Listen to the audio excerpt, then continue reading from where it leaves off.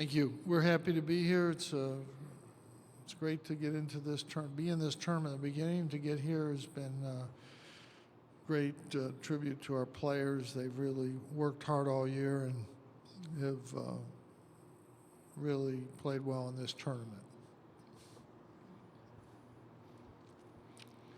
Jeff Gravely, WRL TV in Raleigh. You spent a lot of time with Coach K as friends, as coaches with USA Basketball. Does your relationship change at all now that you're in the ACC and that he has now officially, quote, borrowed your zone defense? No, it really doesn't. We've been friends for over 20-some years, almost 30 really, and we've worked together 11 summers.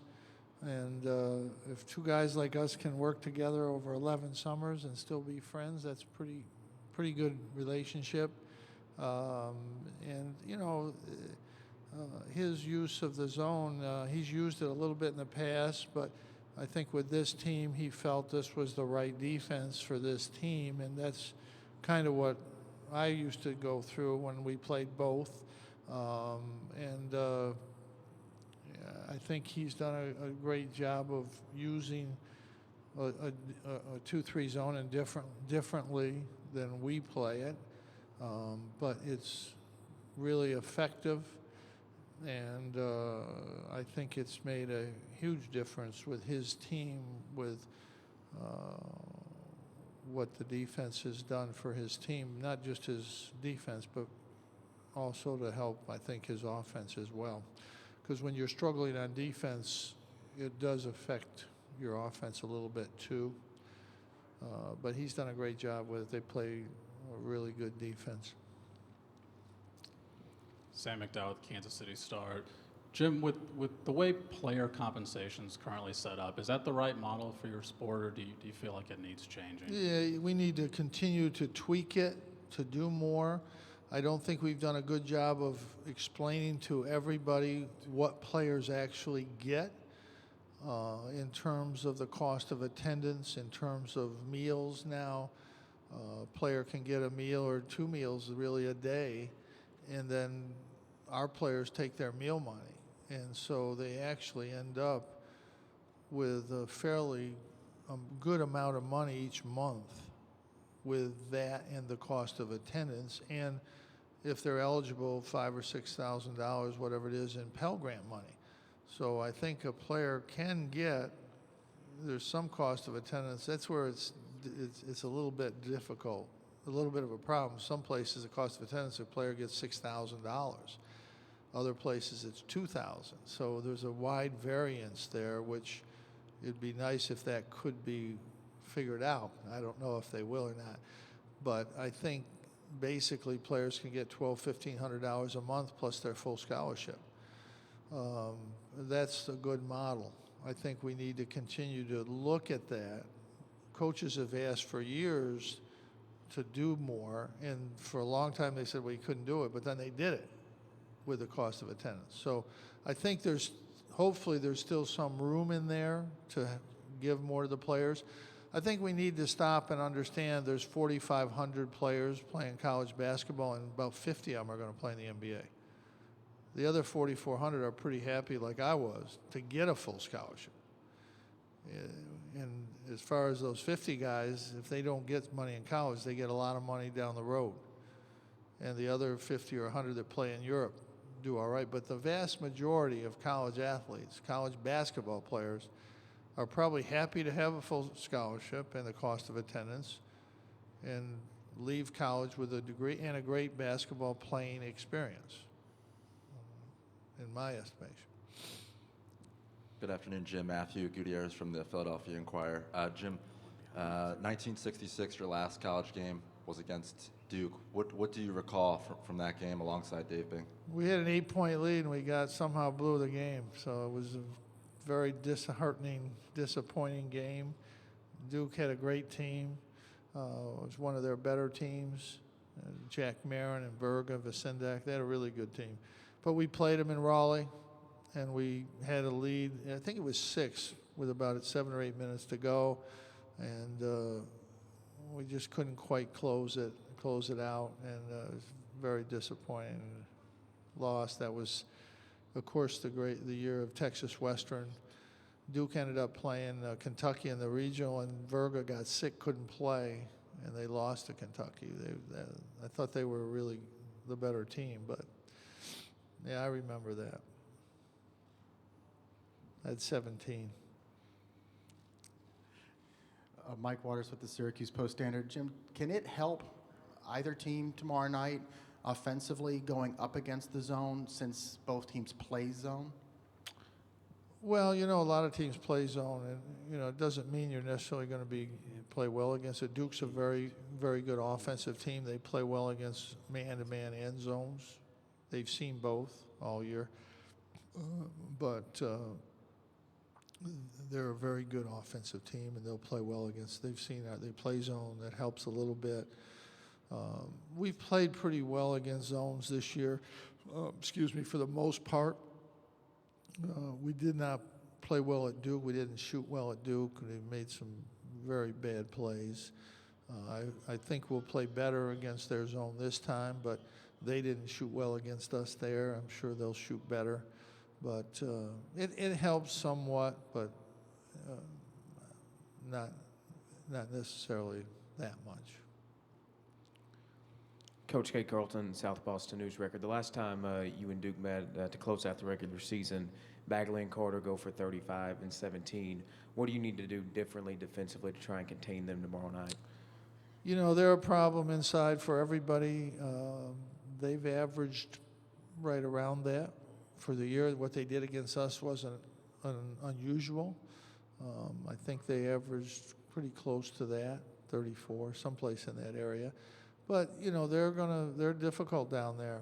You know, we have to be concerned and do a better job. Our center got in foul trouble down there, but we did a good job on the perimeter shooters. That's important.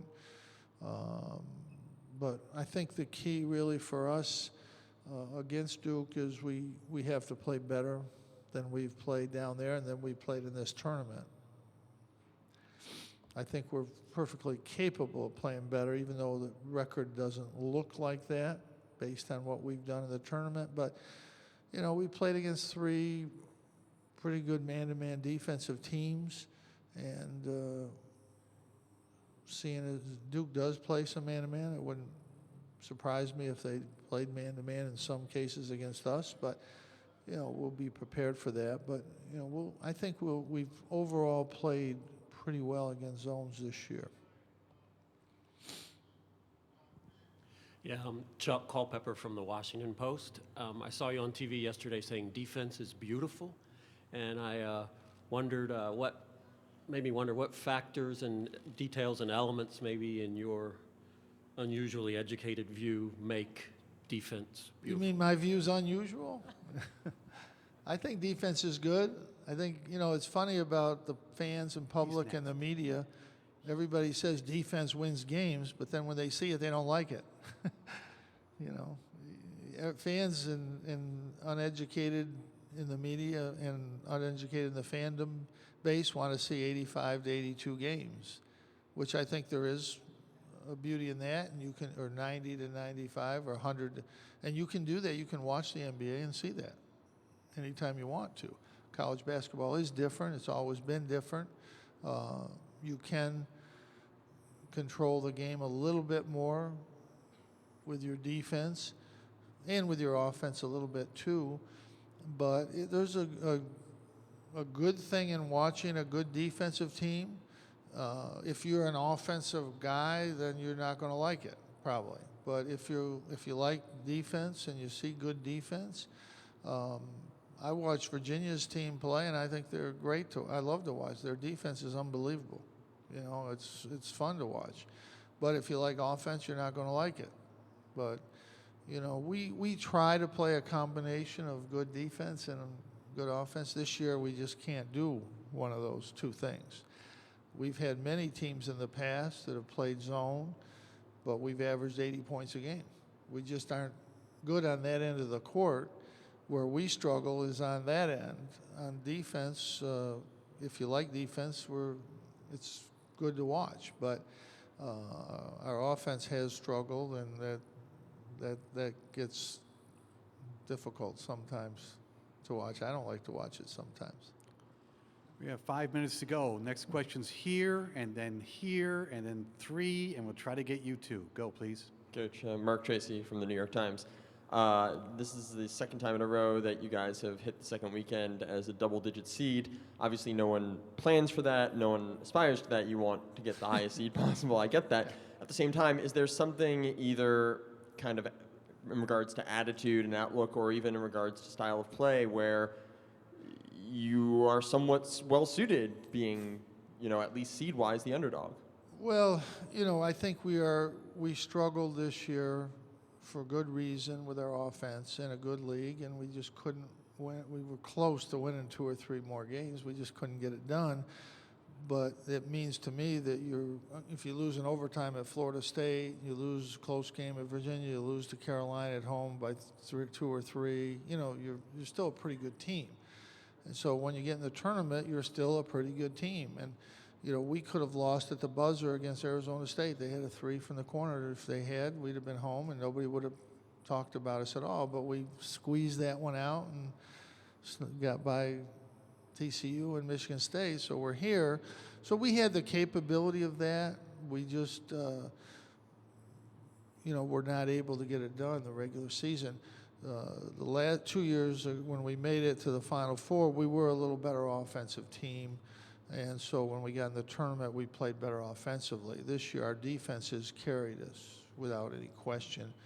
But that other team, we had 2 guys that are in the NBA on that team, Malachi and Tyler Lydon. So it was a little better offensive team, and there was 2 seniors at the guard spot. So it was this team's much younger and much more challenged on the defensive end. But our zone helps us a little bit in back-to-back games or with a team that hasn't played against us. And a lot of teams have not played against zones, or if they played against a zone, it's not a good zone. So there's some teams that will come in with a false sense of security that, well, we played against zones. And, we did well. But it's different. Our zone is a little different. It's better. It's just better because we work on it. We play it more. Duke's defense has gotten better this year, their zone, because they've worked on it and played it more. So that might be a factor in the tournament that can help us, particularly back-to-back games when you have one day to prepare. So those are some of the probable reason that we can do that. But you still got to make plays, and our team has made plays down the stretch. Even in the regular season, we made a lot of good plays in games to either win or to give us a chance to win. So I like this team. They give you everything they got. I don't think there's many teams that have, we have 4 of our 5 frontline guys are freshmen, and the other guy is redshirt and sat out a year, so he's hasn't really played a full season. So it's unusual to have that many young guys in your front line unless you're at Duke or Kentucky. Those players are a little different. We're under a minute. Next question's here. Matt Park, Syracuse Radio. Coach, I was going to ask about 66, so I'll test your memory here and lean on it a bit and see if you have any recollections of the 98 tournament game against Duke in St. Petersburg. Yeah, we hung in there for a while, but they made some long ones. The freshmen from Georgia made some really long threes, and we hung around, but they won the game pretty easily, is what I remember. It's probably why I don't remember it very well. Final question. Yeah. This is a pretty easy one, Jim. Eric Olson with the AP. Just the way things broke, 3 teams from the ACC get here. It's pretty uncommon at a regional to have 3 from one conference. I guess kind of what's your thoughts just on how things broke with 3 of your league teams getting in here? It happens. I talked to the committee a little bit about that by accident today, and when you get a large number of teams in one conference, they're going to meet up if they can get through, and I never like to play teams that I've played, in the tournament, and I think it's better for us when we don't. But We have done it in the past, and we've won those games. But, you know, I guess the good news is we'll have one team from our league in the Elite Eight for sure, and maybe two. But, yeah, it just is what happens. And today, trust me, when we got in, I didn't care where we were going or who we were playing or what day it was. We were happy to be in the tournament this year. Obviously, it was close. I thought our strength of schedule was good, and I thought we were right there. But, you know, last year we were right there too, and we were on the other side. We were one place different last year. And it just goes to show you that when you can get in at the bubble, you're certainly capable of winning games. And that has only increased, that likelihood has only increased over the last few years when you have so many really good teams. It used to be if you were on the bubble, you probably couldn't win anyway. But now those teams can win, and there's more than a couple teams that are on the bubble. You know, I mean, I know whenever I talk like this, people just get crazy, and I get criticized everywhere in the country, but I'm used to that, so it doesn't bother me. But I've always advocated for more teams from when it was 64 to 68. And the playoff system that we had this year where we go and play, I think you could duplicate that in another regional and get a couple more teams in or 4 more teams in, whatever the number is. And I just think that when you give fan bases and players that opportunity to go play, even if you don't win, you had that opportunity. And I think it's a great thing, because if it hadn't gone from 64 to 68, we wouldn't be here. I wouldn't be here now. And so it's even better when you're when you're not, you know, you squeeze in and you can still get here. When I started coaching, if you didn't make the Sweet 16, it wasn't even a big deal. You know, you had to make the Sweet 16, or else it was just awful. Now making the Sweet 16 is a good thing. It's a very good thing. I don't care who you are. I don't care if you're. I mean, obviously the 1 and 2 seeds expect it, but it's still a good thing to get to the Sweet 16, because it's pretty darn hard to do. So we're thrilled to have that opportunity to be here. Okay, Jim, thank you, and Thank you. best of luck.